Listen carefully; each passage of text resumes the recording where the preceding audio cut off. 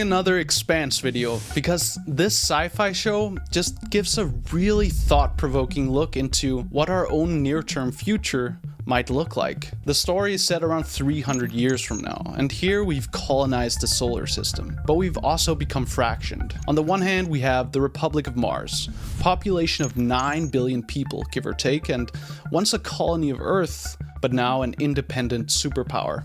And then a bit closer to the sun, we have our Earth, the second superpower. And here, we have a population of over 30 billion people. And that's a bit of a problem. Technology has gotten so good that AI and automation, well, they've made work kind of a privilege, actually. Just like we often worry about in our world too, right? There's just too many people and too few jobs. And so you might be thinking, how does everyone get by then? Well, that's what Sergeant Bobby Draper wonders about too. It's actually a bit of a mystery to her, but she's about to find out. You see, Bobby is new here. She's a Marine, but she's from Mars, and she just arrived on Earth. And for the first time in her life, she's about to walk out onto the streets of New York City and find out how people live in a society without working.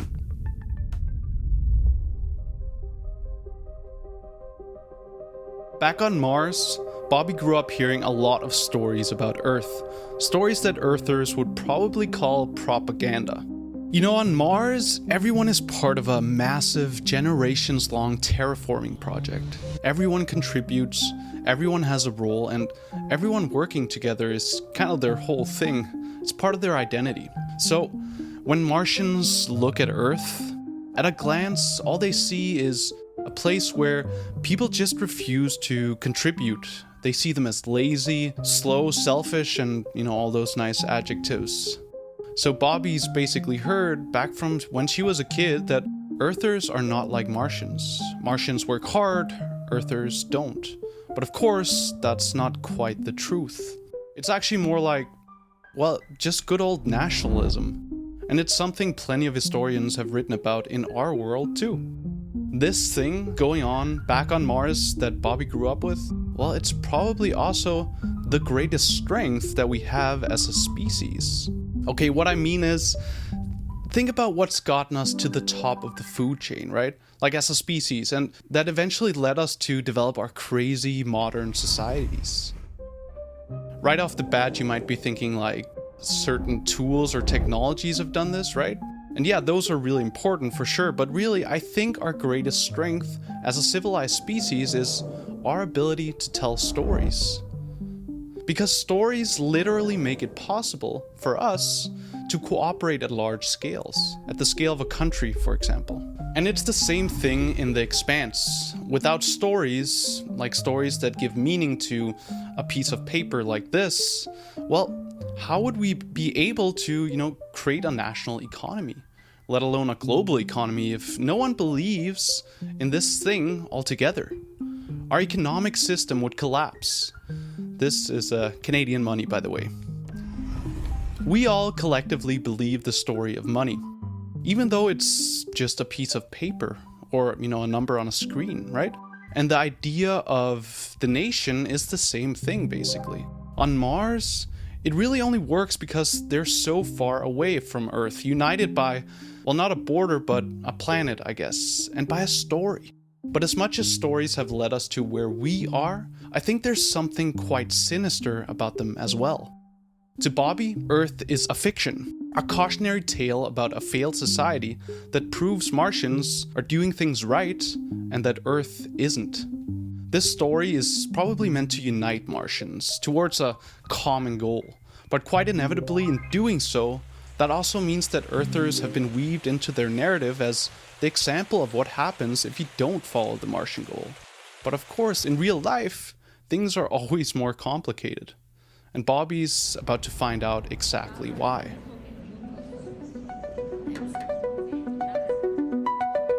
Now, when Bobby arrives on Earth, she's actually already developed a healthy habit to question things. You see, she had a bit of an incident recently. Like I said, her vocation is being a Marine. 6 Marines. A Martian Marine. About 2.3 clicks out on foot, closing fast. They appear to be charging us. But unfortunately, she was on the job, in the wrong place, at the wrong time. Come again, Stick. The comms are being jammed from the surface. God damn it, I need a surface visual now! And here she actually survived something that she really wasn't supposed to survive. This thing here, well, it killed her entire team, including her friend Travis, who was born on Earth and later immigrated to Mars, but somehow she survived. But she was the only one from her team. The important thing is that this all happened on common ground. It happened on one of Jupiter's moons on a station called Ganymede, and here both Earthers and Martians grow food. Both superpowers, they have a military presence here. And so when this thing attacked, it started a conflict between Earth and Mars. And Earth didn't really see what was going on except that Mars was shooting at Earth troopers. Only Bobby saw this alien thing, and now Earth wants answers about what the hell happened. That's why she gets flown to Earth. Usually, a common Marine like herself wouldn't have that privilege. And well, maybe unsurprisingly, the Martian delegation doesn't want her to talk about that alien thing she saw. No, instead, when peace talks between Mars and the United Nations, which is the future government of Earth, by the way, when they begin, Bobby's actually taken aback because she realizes that the Martian delegation pretty much just brought her as a showpiece more than anything else. They don't want her to account for what actually happened back on Ganymede Station. Instead, they want her to make up a story. In a way, I think this is the moment in the show when she really starts to question her own identity as well. If her superiors are able to just craft a narrative like this about something as important as an alien attack, well, what about the one and only story she's grown up with? The story that's made her work her ass off for her entire life to become an elite Marine. Could it be that Earth isn't what she's been told either? Well, luckily there's one person in the room who's, uncommonly direct for a politician. And she knows exactly what questions to ask and how to get the truth out of Bobby. Did you know that the majority of people on Earth don't have jobs? They don't work at all. They live on basic assistance, which the government provides. I did know that. You call them takers, I believe. This is UN Undersecretary Christian Avasarala. Yes, ma'am. It's not that they're lazy, It's just that we can't give them enough opportunities. In this building, it's easy to forget. With all due respect, madam, where are you going with this? Wherever I goddamn like. And here, when she begins to question Bobby, Bobby can't help but let a little something slip. Travis's parents, they believed in your dream. They gave up everything to go to Mars, to provide a better life for their only son. Being Undersecretary, Avasarala is, of course, very good at prying out the information she wants. Do you believe, after all that hard work, that Travis would jeopardize the lives of his fellow soldiers by foolishly jumping the gun? No. No, then why would he open fire without orders? Did he panic? We thought we were under attack. Under attack? So you were fired upon? No, he was trying to kill the enemy.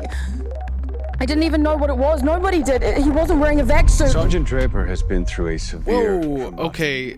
A vac suit? Okay, a vac suit is a suit necessary for people to survive out in space, right? So here Bobby basically just revealed this alien thing that she wasn't supposed to talk about.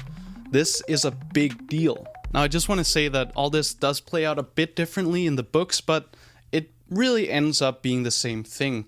Bobby can't help going on as a Martian Marine after this. Her worldview has, it's basically fallen apart, right? So instead, what she decides is to defect from her duties. Oh, I feel sorry for that guy. But now, after a crazy, life-altering decision like this, she suddenly doesn't know, what to do with herself. For some reason, something pops into her head though, and she decides to take a walk. Because, she's always wanted to see the ocean.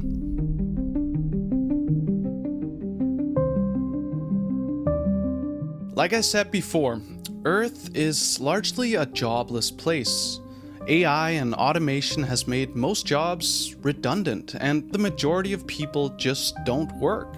So the future UN created a little something called basic assistance, or just basic. It's a bit like, a dumbed down version of what we might call Universal Basic Services, or UBS, in our world.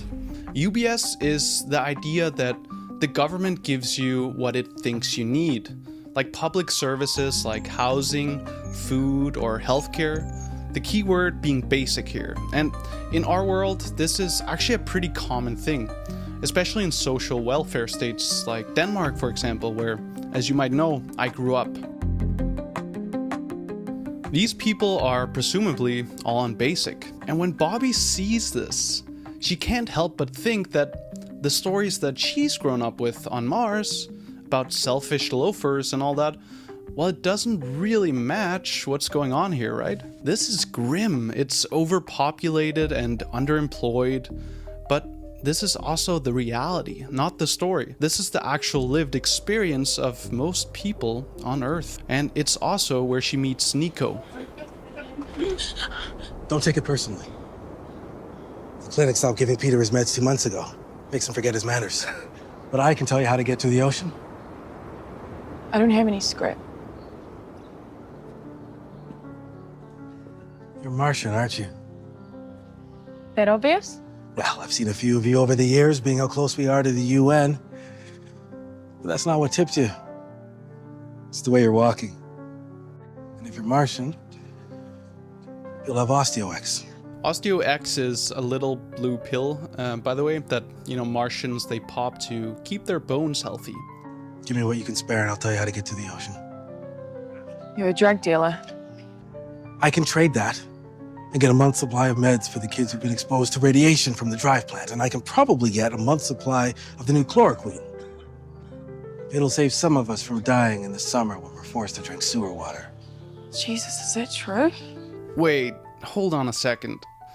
If Earthers are getting their basic, why do they need extra meds from someone like Nico? Well, the thing is, not everyone is covered by basic. The kids who weren't approved and registered, who were born, because of overpopulation, they're not entitled to assistance. So it's not quite universal. And on top of that, the basic of the Expanse seems to be a little more bare than the UBS in our world. Basic services are like, there is a place to live. It may not be in the city you want it to be, but there will be a roof over your head.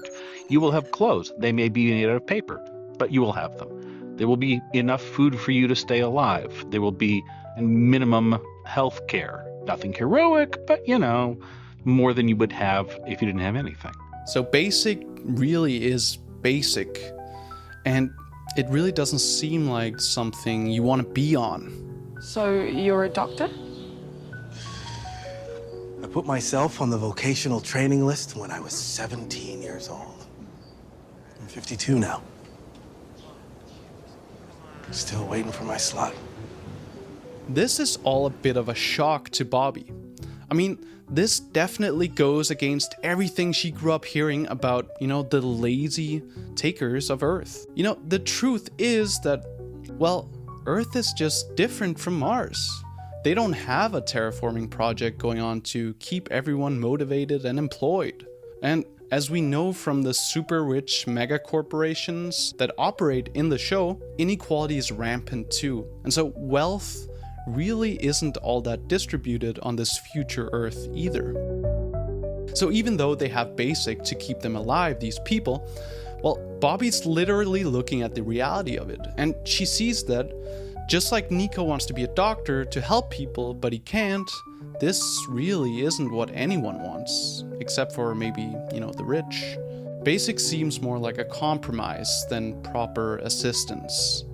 And I think this is a really important moment in the show, actually, because it reflects something about the moment in time that we're in our world too, right now.